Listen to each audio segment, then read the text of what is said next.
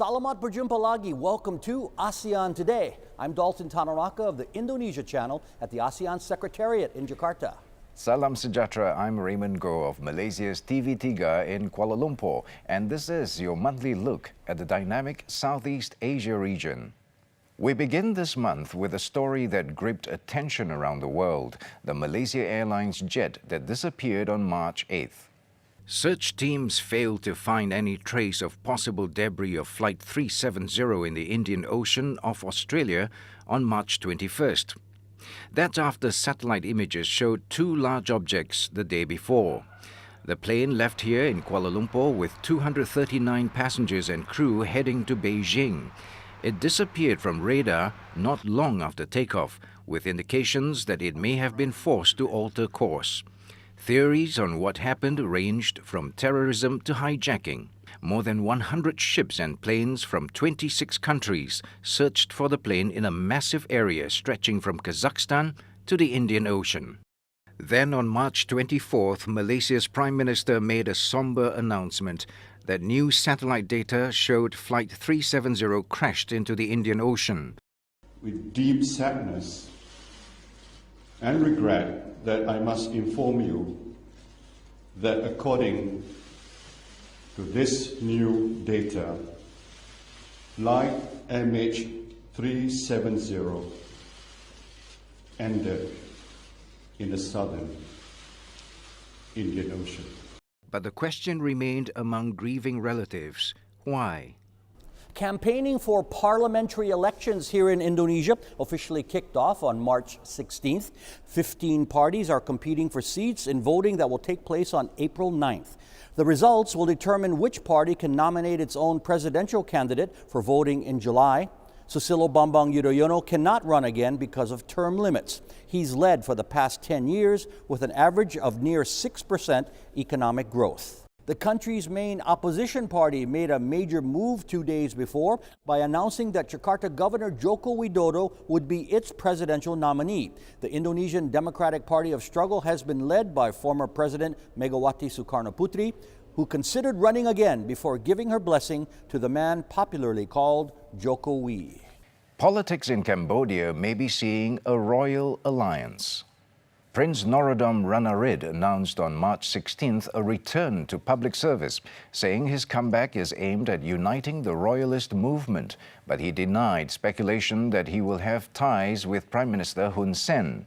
Analysts believe an alliance would draw on the popularity of the royal family, take support away from the opposition Cambodia National Rescue Party. The service department brand Ascot is moving into Myanmar and other parts of Asia. The Singapore company said on March 13th that its first property in Myanmar would go up 15 minutes from downtown Yangon and 30 minutes from the airport. It also announced expansion plans in China, with all projects opening by 2018. Ascot now has serviced residences across 83 cities in 23 countries, including here in Indonesia.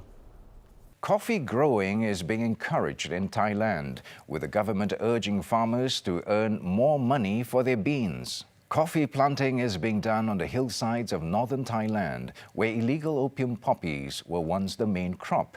The government says coffee growing enables farmers to earn nearly $3,200 an acre, much higher than crops such as cabbage and ginger. Coffee production in Thailand is increasing by 10% a year. More than 67,000 tons were sent to processing plants last year. Thailand protects its coffee industry with a nearly 100% import tariff on foreign beans. Women in a small town in the Philippines are keeping a 500-year-old tradition alive. ASEAN Today's Andita Winda reports on how the business of hand embroidery is surviving. Monica de Ramos is one of 1,500 hand embroiderers who carry on a textile tradition. Despite her advanced age, Ramos still manages to do the calado, a difficult type of embroidery. Nearly 60% of this town's 30,000 people are involved in the industry.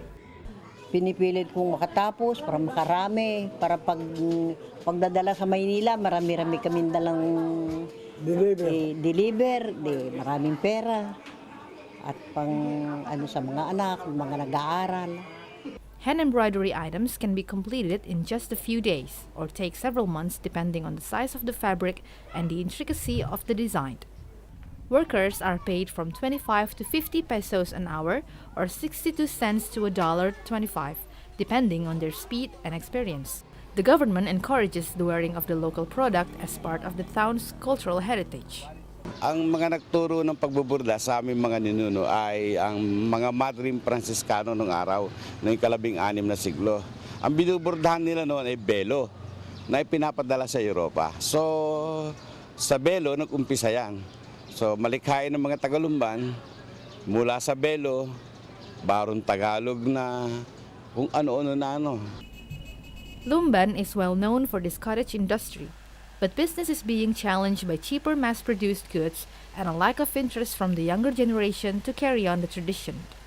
Noon 20 years ago, maganda ang quality pa ng barong. Sa ngayon, kasi nahahaluan na kami ng burdang Bulacan, panimasin. Siyempre, ang tao gusto murang barong. Kaya yung nakikita nyo sa mga mall, dati yun, ang gaganda ng mga barong. Ngayon, nahahaluan lang ng mga machine embroidery. Yan, nalulungkot din ako. Siyempre, medyo hindi na sinlakas ang barong nito kaysa noon. This hand embroidery tradition is worth $500,000 in revenue to this town southeast of Manila. To workers like Ramos, it keeps her aging hands busy while preserving a cultural practice. Andita Winda for ASEAN Today. More ASEAN Today is coming up shortly. We will visit with one of Indonesia's most celebrated designers. The fashions of Anne Avanti draw on the old and the new. Her inspiration next.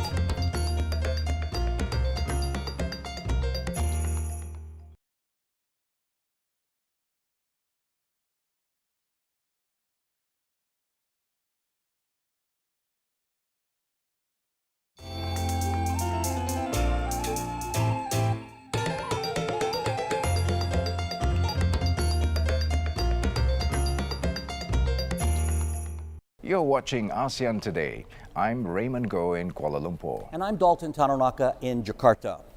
She's one of Indonesia's most colorful designers. Anne Avanti pioneered turning the traditional kabaya into a contemporary fashion hit. ASEAN Today's Ni Wayan Suryatini talked with Avanti in her Jakarta boutique, beginning with the beginning.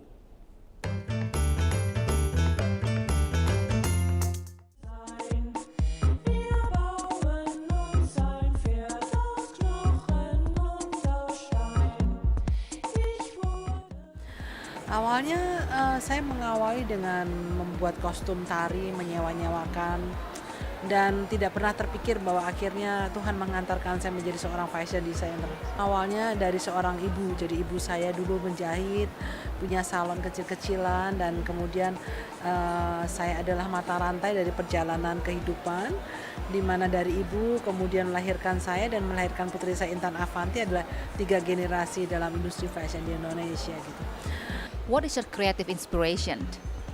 Dan saya berinovasi, awalnya tentu dari pikiran yang jernih, hati yang bening, dan kemudian melihat bahwa semua 100% dari isi dunia, alam dan semesta, ini adalah inspirasi.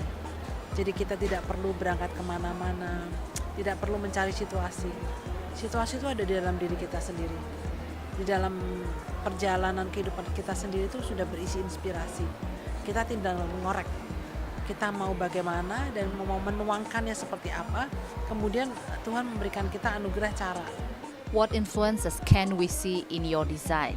Sih mungkin orang melihat karya Anne Avanti adalah bagaimana kita melihat sebuah inspirasi itu tertuang dalam bentuk karya nyata, dalam warna, dalam siluet, dan dalam keberanian untuk berekspresi. But what's your signature that makes you different from other designers? Warna dan leher, bentuk ukir-ukir leher, warna, siluet. Who's your target customer? Target customer saya adalah orang yang bangga dengan brand Anne Avanti. Siapapun asal dia bangga terhadap karya Anne Avanti itu brand saya gitu. Are your clothes for overseas customers as well? Iya, jadi Michelle Obama juga saya yang buat juga. Kemudian pernah saya juga buat beberapa permaisuri di Malaysia dan tentu banyak orang termasuk ya kalau saya bilang bahwa karya saya dinikmati dan dicintai itu fleksibel sekali ya. What's your annual sales total and how many pieces do you sell a month? Sulit untuk saya jawab karena setiap baju itu berproses. Dan setiap prosesnya itu merupakan proses yang benar-benar proses itu proses yang kalau boleh saya bercerita yang tidak bisa saya kalkulasi. Ada 6 bulan proses, 7 bulan proses. Misalnya untuk yang fitting hari ini itu akan dipakai kebanyakan hari ini untuk bulan Juni, Juli, dan Agustus.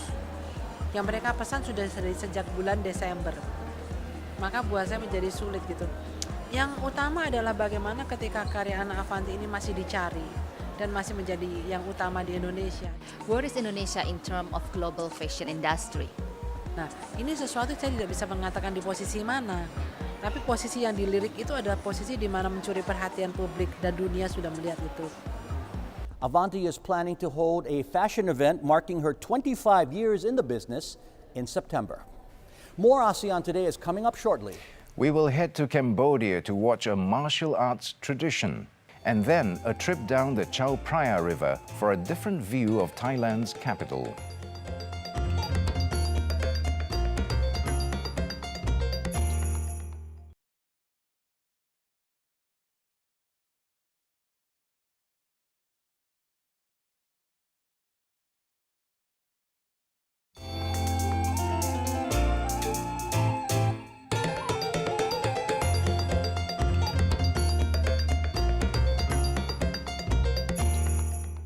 This is ASEAN Today. And we are coming to you this month from Jakarta and Kuala Lumpur. Mixed martial arts is enjoying a revival in Cambodia thanks to efforts by masters of a traditional technique. ASEAN Today's Andrew Trigg reports.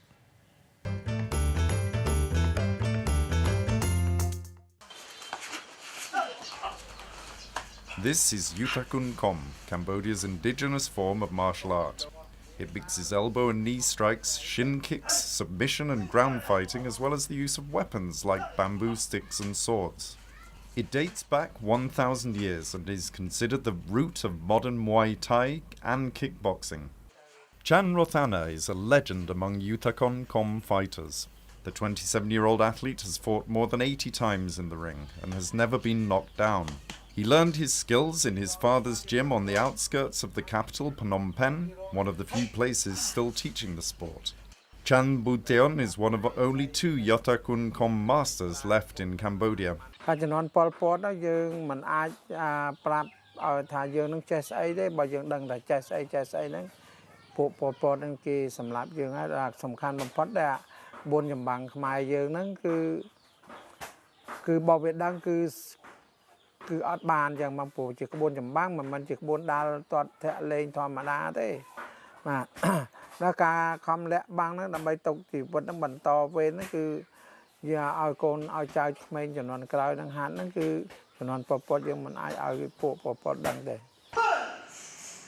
Over the past 10 years, a handful of clubs and organizations have tried to preserve the deadly battlefield technique by adapting it into a sport.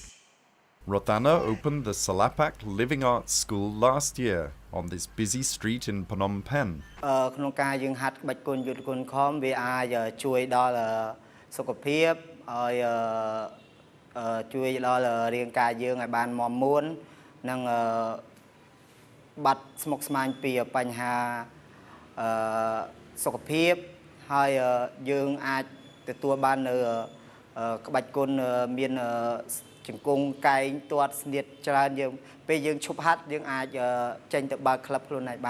For $60 a month, students here get a rigorous workout, along with insight into an ancient warrior culture.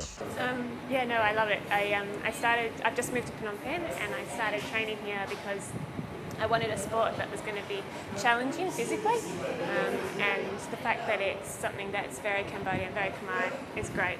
Bonus, I suppose, it's a way to learn about the culture. Mi piace molto perché è un misto tra attività fisica ma anche insegnamento della cultura cambogiana e lo raccomanderei a tutti gli italiani che sono a Phnom Penh e se in un futuro arriverà in Italia anche agli italiani in Italia.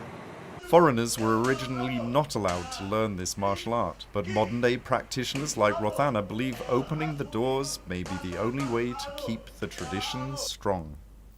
Andrew Trigg for ASEAN Today. Here are several events on the ASEAN calendar. Shop in Singapore at Fashion Steps Out at Orchard 2014 from April 4th to May 18th on Orchard Road, of course. The Paint Party Life in Color 2014 will be held on April 19th at the Sepang International Circuit in Kuala Lumpur. And the 20th Phuket Bike Week takes place on Patong Beach in Thailand from April 11th to the 19th. The Chao Phraya River is the heart of Thailand's capital city. Commerce is conducted there, as well as simpler pleasures. ASEAN Today's Nongo Darapati is our guide.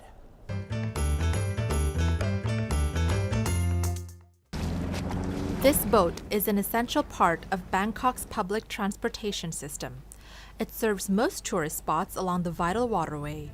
Private tours start at 800 baht or $26 an hour. The landmarks along the river soon give way to old wooden houses and temples along a labyrinth of connecting canals. One is called Klong Bang Luang, built in 1552.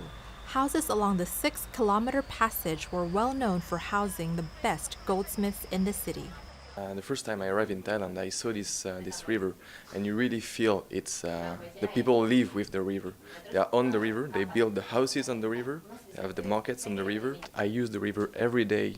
They have these small charter boats, like you can use as a taxi. Very useful. One house was recently turned into a gallery called the Artist's House. Chumpan Akapantanon is the art professor and photographer who turned the 2-story structure into a space to preserve and promote several forms of traditional Thai art. The highlight is a free daily puppet show. นี่มันกรุงเทพซึ่งมันเป็นใจกลางเมืองกรุงของประเทศไทยนะครับและบรรยากาศที่มันอยู่ริมคลองแบบนี้ส่วนใหญ่มันจะอยู่ตามต่างจังหวัดแต่ที่นี่มันเป็นกรุงเทพที่คล้ายๆกับต่างจังหวัดที่มันยังคงมีความดั้งเดิมของชุมชนอยู่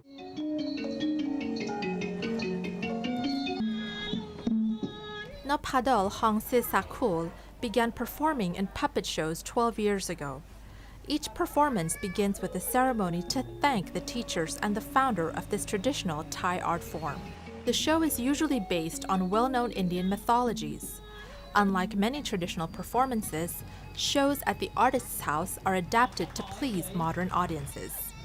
ความใกล้ชิดความที่ได้เข้าถึงลักษณะวัฒนธรรมที่ใกล้ชิดจริงๆเพราะว่าอย่างสมมติอย่างที่อื่นเนี่ยเวลาที่เราจะดูลักษณะแบบนี้เนี่ยคือจะอยู่บนสเตจใช่ไหมคะซึ่งค่อนข้างแบบว่ายังไงก็ไปไม่ถึงแต่ที่นี่จะเห็นตั้งแต่ตอนต้นเช่นการแต่งกายวิธีการที่จะเชิดหุ่นแล้วก็ลักษณะของความที่อินเทอร์แอคกับคนที่ผู้ชมกันเองว่าเข้าใกล้กันยังไงและได้เห็นขั้นตอนทุกอย่างความสนุกสนานความเพลิดเพลินแล้วก็ความรู้สึกความเป็นกันเอง When hunger strikes, vendors offer goodies from other boats and along the canal's wooden walkway. Samsak Kaupradith is one of the locals keeping the waterway commerce alive. He sells the traditional dessert called krayasart, a sticky paste made from rice, peanuts, beans, sesame, and sugarcane juice. ก็มีแล้วเนี่ยถ้าผมทิ้งไปนี่มันก็หายไปเลยไม่มีคนทำอันนี้ก็ไม่รู้รุ่นลูกนี่เขาจะทำหรือเขายังไม่รู้แต่ผมก็ทำผมไม่อยากทิ้งไงเพราะว่าเป็นของเก่าของสมัยปู่ย่าตายาย It's areas like these that remain rooted in a traditional past. The Chao Phraya may draw a growing number of curious visitors, but it's a way of life for those who call it home. Nongo Darapati for ASEAN Today. It is feedback time, and we do like hearing from you from throughout the ASEAN region. Joining us as always with this month's feedback is Duradi Sirichanya of the ASEAN Secretariat. Is this Indonesian batik? It absolutely is. Very lovely. Nice choice. You. What are people saying this month? Dalton, our viewers are tweeting, and here are some of the things that they have to say. We said this. I am a student from Indonesia. I really like this program. Good luck, ASEAN Today. We hope we're helping your studies, Wee. This tweet came from Linda. Very educational. I love history and good news. We're trying to cover all bases, Linda. And Hendy had this to say. I just watched ASEAN Today and it brought some interesting news from ASEAN and even the world. Thank you for that comment, Hendy. Let us know what you're thinking. Please email us at aseantoday.tv@gmail.com. Post something on our Facebook page or tweet us at ASEAN Today TV. And that's it for this month, Dalton. All right, Dee, thank you very much. Anything else going on we should know about? Well, Dalton, we're already preparing, of course, for the ASEAN Summit to take place in Naypyidaw in May. So look out for that. Yes, looking forward to that. Raymond. Dalton and Dee, one more ASEAN story to tell. Filmmakers in Cambodia are now employing aerial technology to help them in movie production. Unmanned flying vehicles, drones, are being used to capture scenes cheaply while looking like a Hollywood production. Live events such as concerts are examples where drones mounted with cameras have become particularly useful, and producers say commercial drone technology continues to improve.